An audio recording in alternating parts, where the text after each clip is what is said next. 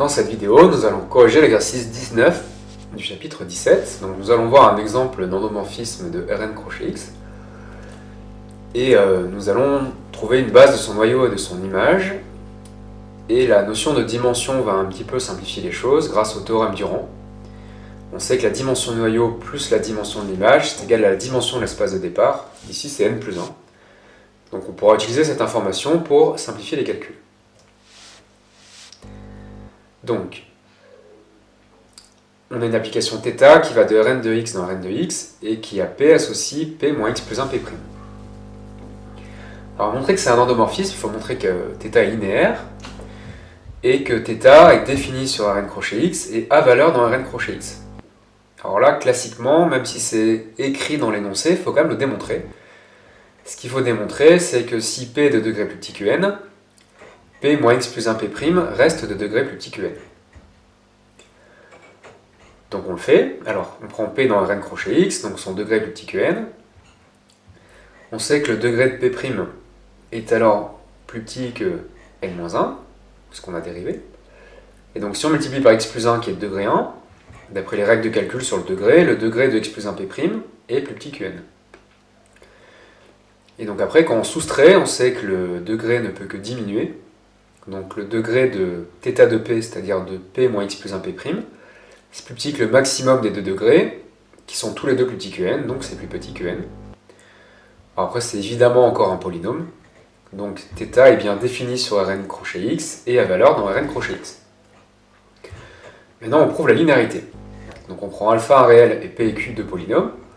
On calcule θ de alpha p plus q. Donc vous remplacez p par alpha p plus q là et là. Donc ça fait ceci. Ici, par linéarité de la dérivée, ça fait alpha p' plus q'. Ensuite, bon, comme c'est des additions et que ça commute, on réorganise les termes. Et on reconnaît alpha θ de p plus θ de q. Donc θ est linéaire. Et donc on a montré que θ est un endomorphisme. Alors ensuite, on demande une base du noyau et de l'image. Donc pour l'image, on y a accès assez facilement. Donc on sait que si on prend une base de l'espace de départ et qu'on calcule son image par θ, ça fait une famille génératrice de imθ. Donc, on prend une base de Rn crochet x, on prend la base canonique, et donc par théorème, on sait que l'image de θ, c'est vect de θ de 1, θ de x, jusqu'à θ de x puissance n. Donc on calcule ces vecteurs, θ de 1, ça fait 1, ça fait moins θ de x, et pour k plus grand que 2, θ de x puissance k, ça fait ceci. Donc pour écrire cette formule, il fallait que k-1 soit positif, donc que k soit plus grand que 1. Mais le k égale 1, on l'a fait avant, puisque ça donne la même chose au signe près que θ de 1. Alors ce qu'on voit, c'est que θ de 1, c'est moins θ de x. Donc dans la famille génératrice, on peut enlever θ de 1. Donc il reste tous les autres. Donc l'image de θ est engendrée par la famille des θ de x puissance k, pour k qui va de 1 à n cette fois. Alors c'est polynôme, θ de x il est de degré 0, et pour k plus grand que 2, θ de x puissance k il est de degré k. Donc on a une famille de polynômes de degré échelonné. On sait d'après le chapitre, un des premiers chapitres sur les espaces vectoriels, que c'est un critère pour avoir une famille libre. Et donc comme elle était génératrice, on a trouvé une base de l'image de θ. Donc la dimension de l'image, ce qu'on appelle le rang de θ, c'est donc le nombre de vecteurs ici, ça fait n. Le théorème du rang nous dit donc que le noyau est de dimension 1.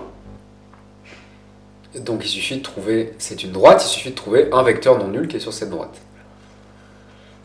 Et là on remarque justement que x plus 1 appartient à ce noyau. En effet, vous avez trouvé que θ de 1, ça fait moins θ de x. Par linéarité de θ, ça fait θ de x plus 1 égale 0. Donc comme x plus 1 n'est pas nul, il forme une famille libre maximale de car θ. Donc elle est maximale parce qu'il y a un vecteur et que car θ est de dimension 1. Et donc on a trouvé une base du noyau. le noyau est la droite engendrée par le polynôme x plus 1. Donc là, on voit que grâce au théorème du rang, on a eu très facilement accès à une base du noyau. Alors bien sûr, il y avait d'autres méthodes, mais ici on voulait illustrer comment le théorème du rang pouvait parfois simplifier les calculs.